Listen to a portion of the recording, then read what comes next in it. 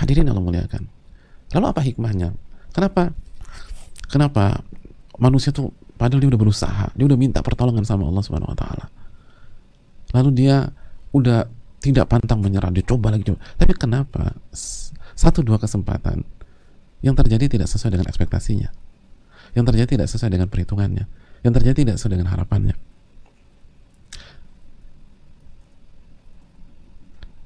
Hadirin Allah muliakan. Rahasianya sebagaimana dijelaskan oleh Imam Muhammad bin Sulaiman, wa 'alaika an tusallimul amra lil jabbar. Karena nanti pada satu titik kita harus serahkan segala urusan kita kepada Allah Subhanahu wa taala Jabbar. Karena kita hamba. Kita hamba. Dan itu bukan kegagalan. Asal kita udah berusaha. Kita sudah ngikutin sunnah Nabi SAW. Kita sudah mengikuti perintah Allah dan Rasulnya. Tapi bukankah tugas manusia adalah beribadah? Wa ma khalaqtul jinna wal insa illa liya'budun. Tidaklah aku ciptakan jin dan manusia kecuali untuk beribadah. Dan masih ingat ibadah itu apa? Kata Imam Ibnu Qayyim dalam Madarajus Salikin, ibadah itu puncak rasa cinta bergabung dengan puncak kehinaan dan ketundukan kepada Allah. Kerendahan, kekerdilan, itu ibadah.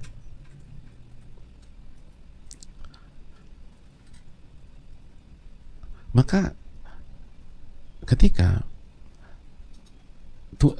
status kita di dunia adalah seorang hamba yang penuh dengan kehinaan kepada Allah, kekerdilan kepada Rabbul Alamin,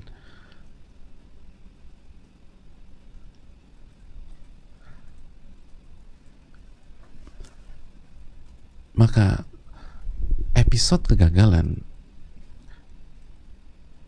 dan masalah itu nggak bisa dipisahkan. Karena dengan kegagalan itulah manusia benar-benar merasa bahwa dirinya bukanlah pahlawan, bukan manusia super, tapi hanya seorang hamba yang pada satu titik dia hanya bisa serahkan urusannya kepada Rabbul Alamin. Karena Allah lah yang berkuasa. Karena Allah lah yang berkuasa.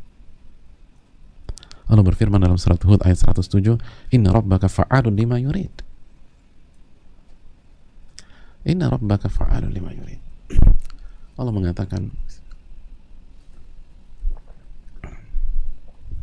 di akhir ayat tersebut, sesungguhnya Rabbmu itu mampu melakukan apa saja yang dia kehendaki.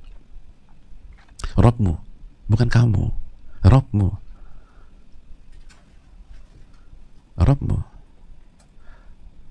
itu mampu melakukan apa saja yang dia kehendaki. Makanya kan inti dari kehidupan kan adalah meninggikan Allah setinggi-tingginya dan merendahkan kita sebagai hamba serendah-rendahnya. Makanya begitu ada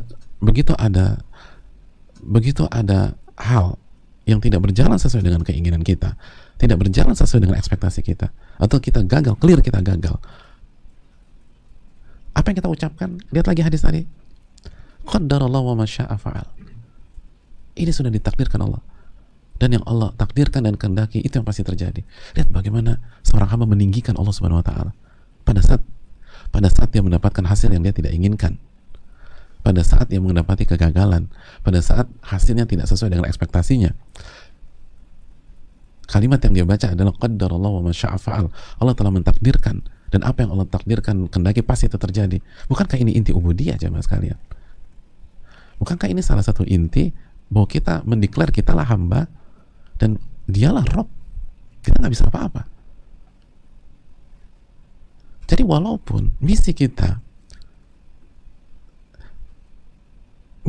gagal atau tidak berhasil, itu pun seringkali sementara waktu aja, tetapi tujuan kehidupannya kita dapat. Tujuan kehidupan apa? Menghamba. Sebaliknya, kalau misalnya berhasil terus, akhirnya kita ujub. Ini karena saya nggak pernah kalah. Rekor saya 49-0 gitu loh. 49 menang terus. Akhirnya ujub, sombong, lupa sebagai hamba yang nggak punya daya dan kekuatan. Jadi terkesannya berhasil padahal dia gagal. Begitu juga sebaliknya masalah lain. Dia sudah berusaha, dia sudah minta pertolongan sama Allah. Dia nggak lemah, dia coba lagi, dia coba lagi, coba lagi. Dan hasilnya tidak sesuai dengan yang dia inginkan. Terkesan dia gagal, padahal dia berhasil. Karena di titik itulah dia merasakan kelemahan seorang hamba, kekurangan seorang hamba, ketidakmampuan seorang hamba, dan yang lemah ini harus serahkan urusannya kepada yang maha kuat. Makanya kata Syekh Utsaimin, yang harus dilakukan adalah serahkan semua kepada Allah. Dan itu kan inti penciptaan. Apa tujuan penciptaan sebagaimana dijelaskan Allah dalam surat At-Talaq? Dalam surat At-Talaq Allah mengatakan, "Lita'lamu anna Allah 'ala kulli syai'in qadir." Allah mengatakan, "Allahu alladzi khalaqa as-sab'a samawat wa min al-ardi mithlahun yatanazzalu al-amru bainahun lita'lamu anna Allah 'ala kulli syai'in qadir wa anna Allah qad ahata bi kulli syai'in 'ilma."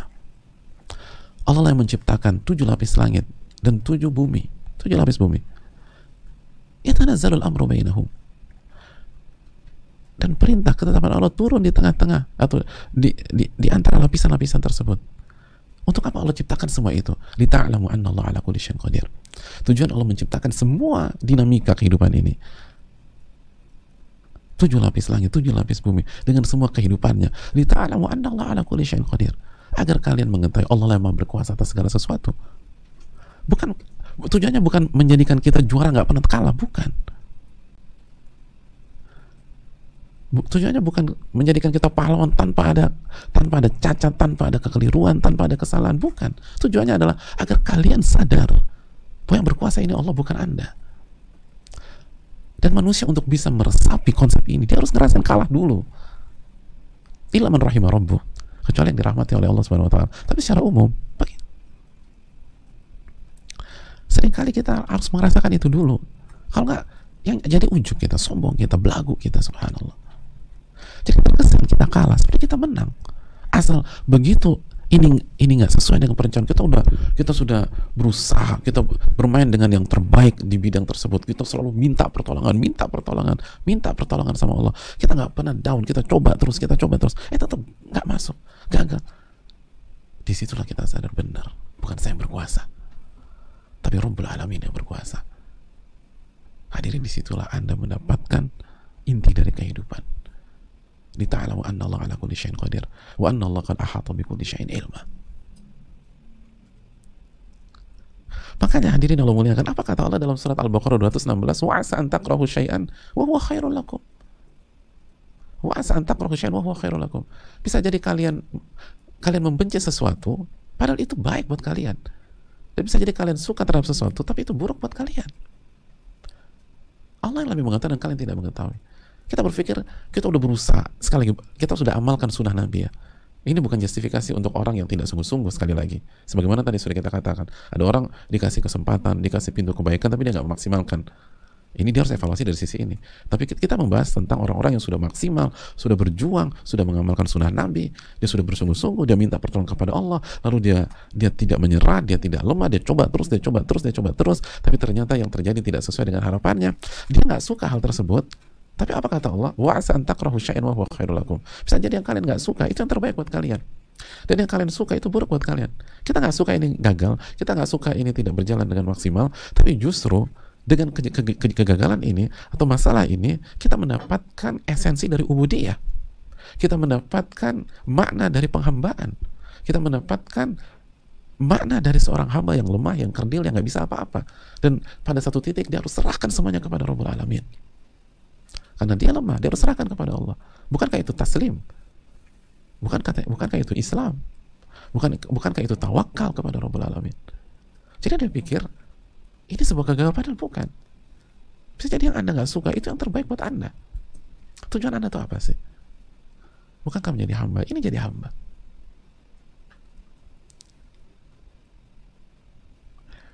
Makanya kata Syekh Utsaimin, kalau orang tuh benar-benar ngamalin konsep ini dan mengerti, lastaroha, dia akan hidup nyaman luar biasa. Tapi dia tidak akan mengurangi kecepatannya. Dia tidak akan mengurangi effortnya, dia akan berjuang. Gagal coba lagi. Dan seringkali jamaah sekalian, kegagalan itu sementara kok. Bismillah. Maka jangan pernah menyerah, coba lagi.